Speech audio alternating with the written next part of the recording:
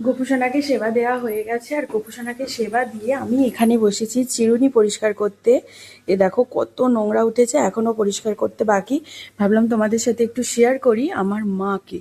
আমার মা কোথায় গেছে দেখো, আমার মা এই যে দেখো বাগানে গেছে গাছ বসাতে। আর একটু বেশি জুম করি, এই যে দেখো মা এখানে বাগানে গাছ বসাচ্ছে গাইস। ওই রাম তুলসীর গাছ এনেছিল মামার বাড়ি থেকে, সেটাই আর কি এখন মা গেছে বাগানে বসাতে। আর সেই ঝড় হইলো না, এই ফেব্রুয়ারি মাসে একদিন ঝড় হলো না, সেই হঠাৎ করে সেই ঝড়ে আমাদের এই কলা গাছ ভেঙে পড়ে গেছে দেখো। এদিকে পড়েছে ওইদিকে পড়েছে, আর এটা আর কি এখনো বাপি কাটেনি, ওই জন্য আর কি ওরকমই হয়ে আছে। যাকে বা ওখানে বসাতে গেছে। আমার যে অন্য বিশেষ করে কেউ, যেহেতু আমার ঠান্ডা লাগার ধাত আছে, সে কবে থেকে ঠান্ডা লেগেছে, ঠান্ডা লাগা আর সারছেই না।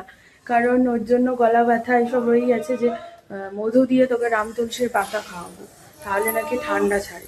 আর কদিন ধরেই আমাদের এখানে যেন একটা কাকু শশা বিক্রি করতে আসছে, এই যে দেখো এই কাকুটা শশা বিক্রি করতে আসছে। বাট এখন শশাগুলো তিতো হয়, এই দেখো শশা বিক্রি করতে আসে।